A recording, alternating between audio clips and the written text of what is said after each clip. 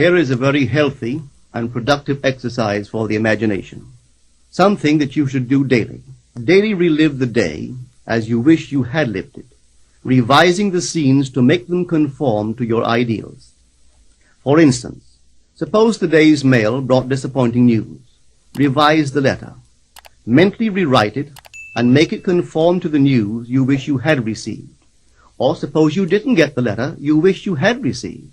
Write yourself the letter and imagine that you received such a letter. Let me tell you a story that took place in New York not very long ago. In my audience sat this lady who had heard me numberless times. And I was telling the story of revision.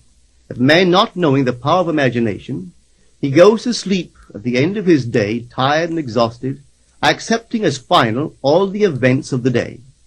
And I was trying to show that man should, at that moment, before he sleeps, he should rewrite the entire day and make it conform to the day he wished he had experienced. Here is the way a lady wisely used this law of revision. It appears that 2 years ago, she was ordered out of her daughter-in-law's home.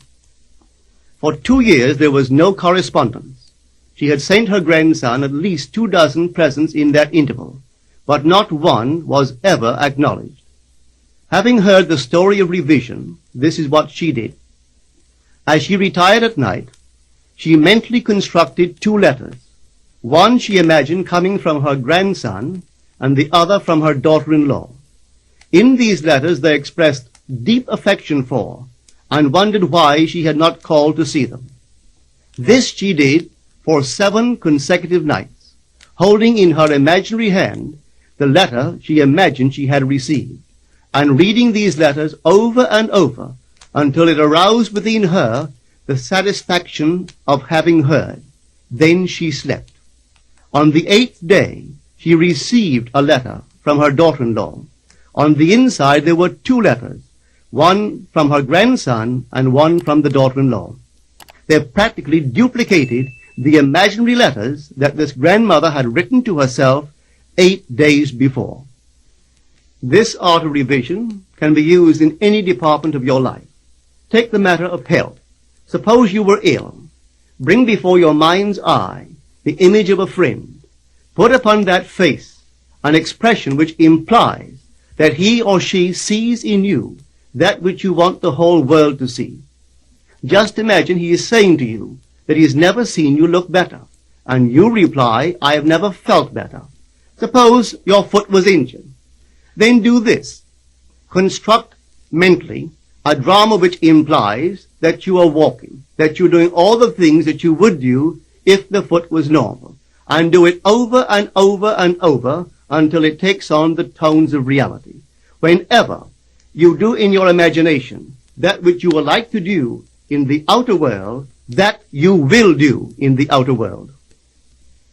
The one requisite is to arouse your attention in a way and to such intensity that you become wholly absorbed in the revised action.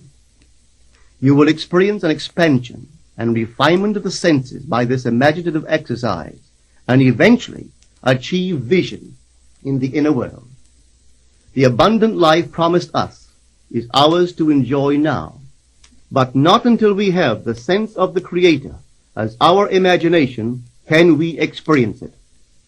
Persistent imagination, centered in the feeling of the wish fulfilled, is the secret of all successful operations. This alone is the means of fulfilling the intention. Every stage of man's progress is made by the conscious, voluntary exercise of the imagination. Then you will understand why all poets have stressed the importance of controlled, vivid imagination.